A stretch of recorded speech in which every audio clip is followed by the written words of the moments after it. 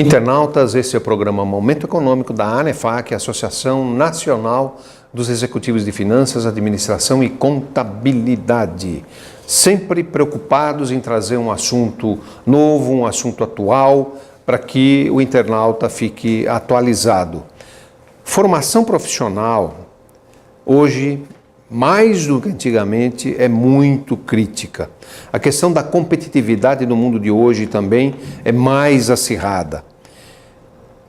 Todos aqueles que se formam profissionais ou estão se desenvolvendo profissionalmente têm que se sentir empenhados em uma determinada empresa ou projeto, preparados para reconhecer o papel das empresas em suas relações com o conjunto da sociedade e capazes de construir e desenvolver o que não é fácil e é uma tarefa muito difícil.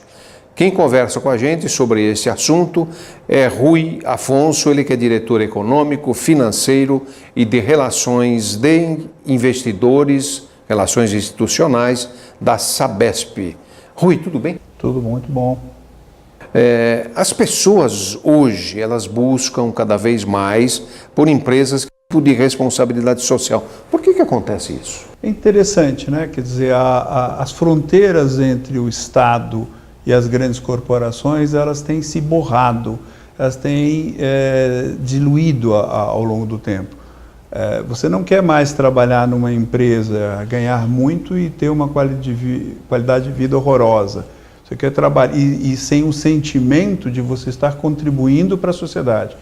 Então, cada vez mais as empresas que procuram ter como objetivo a sustentabilidade, o respeito ao meio ambiente, no limite, a transcendência de nós todos como sociedade, como seres humanos, elas são lugares mais procurados para trabalhar. Não apenas a eficiência pela eficiência microeconômica, mas a eficiência no ponto de vista por que estamos aqui e qual o sentido do nosso trabalho coletivo, social. Rui, cada vez mais nós temos nas nossas empresas, e você é gestor de uma empresa grande, de grande porte, que é a Sabesp, cada vez mais nós temos jovens em postos de liderança. Como é que é hoje preparar esse jovem para esse posto de liderança?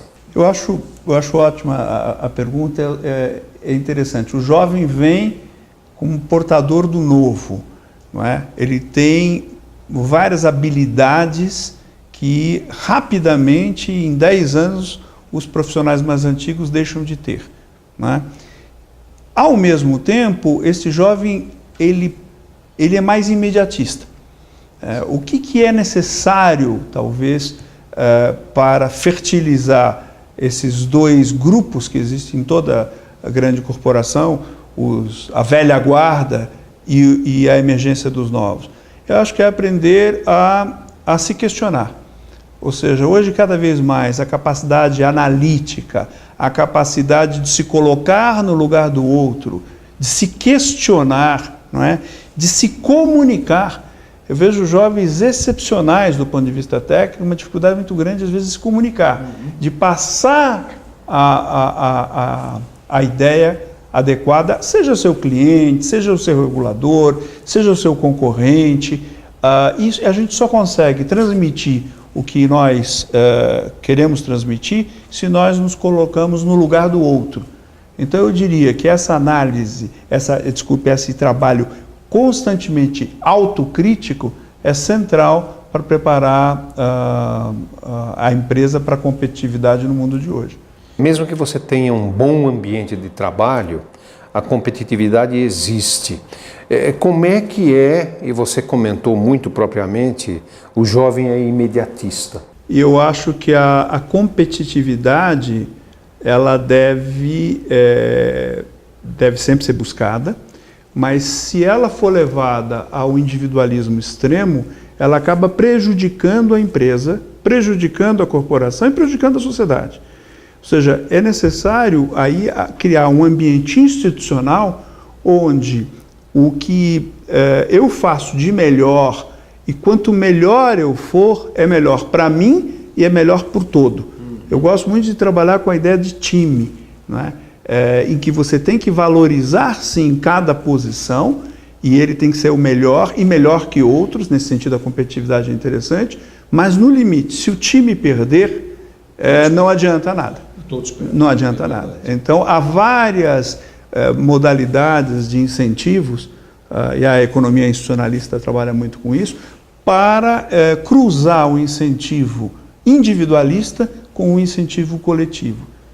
Esse eu acho que é o grande desafio do mundo moderno. E eu acho que também aumenta, Rui, não sei o que você acha, você tem uma função importante, você é um sponsor e responsável pelo time. Eu acho que ser mais aguçado para você que é o sponsor é uma necessidade diante desse quadro que você tem muitos jovens chefiando. Sim. É assim mesmo? É assim mesmo. É assim mesmo. Você, de um lado, é mais desafiado, e eu acho importante, como liderança, você se deixar desafiar, porque é muito cômodo numa posição de liderança e de chefia, você simplesmente se acomodar a partir da posição de comando que você tem. Então é necessário que o chefe, o diretor, o CFO, se abra em alguns momentos ao questionamento. Eventualmente eu estou errado. Não é? Eventualmente eu estou errado. E também não abrir mão da sua capacidade de liderança, porque se você está lá é por algum motivo. Você tem que liderar. No limite, você tem que tomar decisão. Eu acho que entre esses dois limites, a gente tênues, um fio da navalha, o líder corporativo de hoje tem que trafegar. E você é o diretor financeiro de uma empresa de economia mista, como estava comentando, uma empresa muito grande, mas é uma empresa que tem que ser eficiente, tem que dar resposta rápida para a sociedade. Ela não pode ser política, ela tem que ser técnica. Absolutamente. E nós sabemos aí do insucesso, por exemplo, da Petrobras, uma excelente empresa que, por influência política absurda, acabou chegando onde chegou. E agora está sendo reconstruída, graças a Deus. Você consegue administrar essa distância e a influência política que pode ter numa empresa dessa? Como é que é isso na realidade, na prática? Eu acho que a política também está sob fogo, né? Quer dizer, a gente precisa reinventar a política. A política tem que ser algo eficiente para o conjunto da sociedade. Esse é o ponto. Não deveria haver essa distinção. A orientação social pública de uma empresa como nós, que prestamos um serviço central, que é o fornecimento de água, fundamental para a competitividade, inclusive, do país e assim por diante, deve estar combinado com eficiência. Eu tenho que fazer isso, mas a Sabesp, por exemplo, não recebe um centavo de governo. A Sabesp vive das suas tarifas, tal como uma outra empresa privada. Ela tem dívida interna, tem dívida externa, ela faz gestão de contratos, ela planeja seus investimentos, e é isso que a sociedade exige. Ou seja, resultado. O lucro da Sabesp, quase 72% do lucro da Sabesp, eles são retidos para mais investimentos. Ou seja, nós não distribuímos, a não ser o mínimo legal, que é os 25% ajustado por imposto de renda, para quê? Para investir cada vez mais. Por isso a Sabesp investe 25% do total que se investe no país em saneamento, é a Sabesp que investe. Parabéns. Nesse mundo competitivo, Rui, isso é uma vantagem ou uma desvantagem para uma empresa como essa Sabesp e para uma gestão financeira em uma Sabesp? Interessantíssimo. Veja, a Sabesp, eu diria que nesse setor que de bens essenciais para a sociedade, eu acho ser uma companhia de economia mista é uma vantagem. E eu vou dizer por quê. De um lado, a gente consegue ter financiamentos de longuíssimo prazo, 25 anos, com taxa de juros de 1,6, por exemplo, que a gente tem junto à JAICA, que é um grande banco japonês, que outras empresas privadas não têm, e que são essenciais para dar o retorno e o lucro necessário para manter esse investimento que a Sabesp tem. O ano passado nós investimos, apesar de estarmos saindo da crise, 4 bilhões de reais. Quer dizer, não é brincadeira. Então é uma vantagem competitiva. Ao mesmo tempo, nós não podemos nos acomodar, porque uma empresa de capital misto quebra. Aliás, nós temos visto exemplos de empresas públicas, infelizmente mal geridas, que vão à bancarrota. Então, esse não acomodamento, de um lado, e de outro lado, a possibilidade de ter acesso a fundos de longo prazo é uma vantagem competitiva muito importante para esse setor de bens essenciais. E como é que é a questão da meritocracia na Sabesp? Eu faço essa pergunta porque eu conheço estatais francesas que, para contratar o presidente, para contratar um diretor ou mesmo conselho, é headhunter. Então, uma estatal pode funcionar muito bem e com muita eficiência. Então, a Sabesp, como é que é com relação à meritocracia? Eu acho que a Sabesp, ela caminha hoje, você vê que a nova lei das estatais caminha muito para tornar regra isto, né? Tornar regra que o profissional tem que ter méritos próprios, né? Tem que ser da área, tem que ser competente, tem que ser provado. Se você pegar as diretorias da Sabesp, os diretores, eles são altamente técnicos, são do ramo, são engenheiros sanitaristas, são engenheiros capacitados. Na minha área, tem vários que nós contratamos superintendentes do mercado, não é? São todos da área de economia, não tem indicações políticas ou coisa que o valha, e eu acho que as empresas públicas têm que ser assim. Aliás, eu diria o contrário. Uma empresa pública, eu como cidadão falando, eu gostaria que aquela empresa que fornece água para 22 milhões de pessoas na região metropolitana, para quase 28 em São Paulo, 28 milhões de pessoas, os seus executivos fossem os melhores possíveis e fossem os melhores remunerados possíveis. Porque veja, se uma Coca-Cola quebrar ou se ela não produzir um bem de qualidade, eu simplesmente não compro. Agora, eu como cidadão gostaria que as empresas públicas só tivessem os melhores, né? E que fossem os melhor remunerados para isso, para ser os melhores. Como cidadão, eu gostaria que assim fosse em todas as empresas estatais.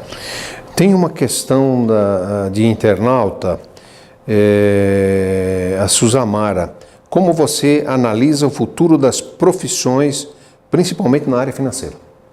Eu acho que as profissões estão cada vez mais diluindo a sua reserva de mercado estrita, não é? O analista financeiro não é mais aquele cara que simplesmente calcula, porque se você pegar o seu celular ou entrar, a gente calcula o valor presente de qualquer coisa, você entra num site, tem com quantas prestações, se é sistema saque e tal. Não é necessário exatamente ter um profundo conhecimento sobre isso. Agora, fazer análises, entender como é que você junta japoneses, empresa privada e constrói uma PPP, respeitando a legislação e sendo eficiente, isto é um conhecimento que vai muito além do que nós fomos acostumados a ter. Então eu diria, a profissão de analista financeiro, de economista, de gestor financeiro, tende a ser uma profissão mais holística, mais complexa e mais completa. Rui, chegamos ao final do programa. Eu pediria que você fizesse um comentário aí aos internautas, sempre positivo pela tua experiência excelente na Sabesp. Olha, eu estou muito contente de ter vivido essa experiência exitosa. Nesses anos, eu diria que o time financeiro da Sabesp, a Sabesp inteira, mas os meus colegas de diretoria financeira, nós passamos tenho certeza, vocês, uma responsabilidade enorme.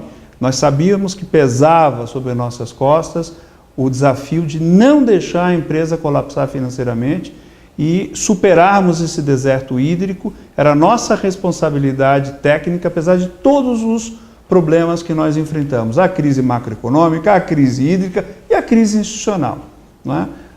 Então, nós estamos muito satisfeitos com a sensação do dever cumprido.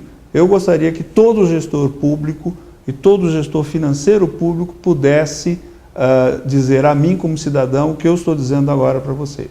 Ou seja, nós cumprimos o que me parece ser o nosso dever.